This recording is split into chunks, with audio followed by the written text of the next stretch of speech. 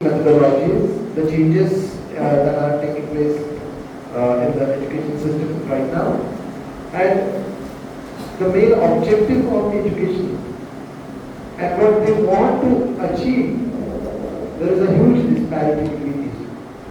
Because of this, I think this is a very challenging time for the parents in India to cope up with the scenario where one kid asks you to do something and the result is something else. The expected result is something else. So here, I think the parents who want their children to fill their life with the burden and the tension that has come because of MCQ, the Olympiad exams, month-end, then there is scholarships. It all starts from a very early age. Yes, and more than having the individual experience of academic concepts, the children have started to pay more attention and the parents have started to pay more attention to the numbers. Because the truth is bitter. It is.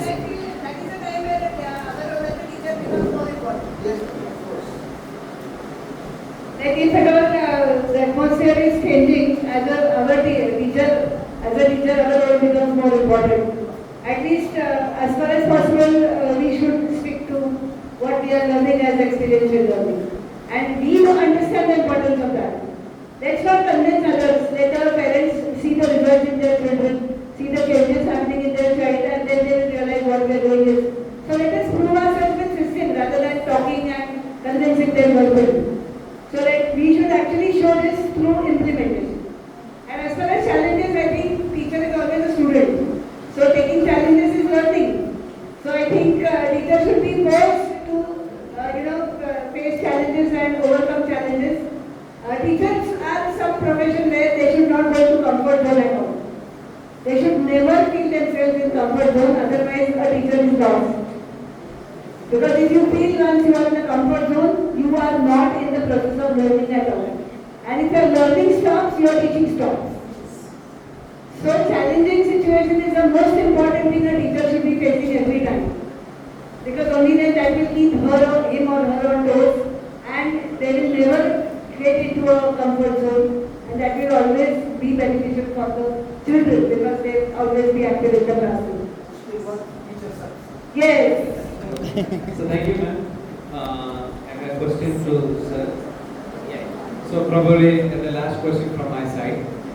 So whenever we go for an interview, suppose we are going for an interview in a school. So our knowledge level we are perfect and they are happy. Immediately they will be asking some other skills like computer, technology.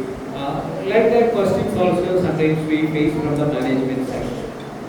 So we can say now the world is asking experts. So the world is expecting holistic development and holistic performance from our side.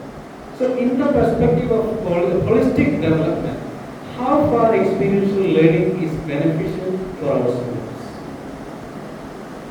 The point is absolutely correct. आजकल हमें extra की जरूरत होती है. जो मिलता है उससे कुछ एक्स्ट्रा क्या मिलता है? We are not thinking about the vehicle. If we take a delivery of a car, we will not think about the car. But if the showroom holder is giving us, we are watching that. अभी यहाँ पर भी हम देख नहीं रहे थे. हमें चॉकलेट मिल रहा है. That is important. As far as 360 degree or holistic progress is concerned, this experiential learning, it will be 100. I will not say 100%, but definitely it is helpful for learners to learn the things, and the development of that particular child will be there. In terms of, as yesterday we were discussing about the 6 levels of learners.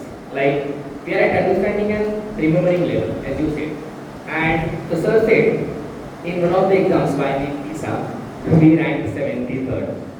But if you give the child the experiential learning, I would say we will definitely work, or a child will be one step ahead at the level of applying and analyzing.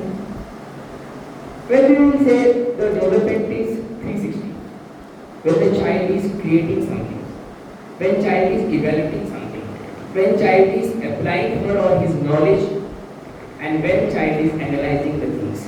Understanding and remembering is everything. Nobody will ask you what is 3 plus 4. Everybody knows it's a 7.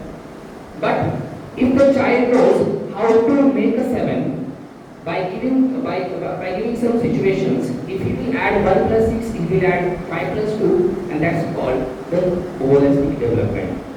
As far as academic is being concerned and other skills is being concerned, I would say if a child is growing other aspects, let them give them exposure to experiential learning.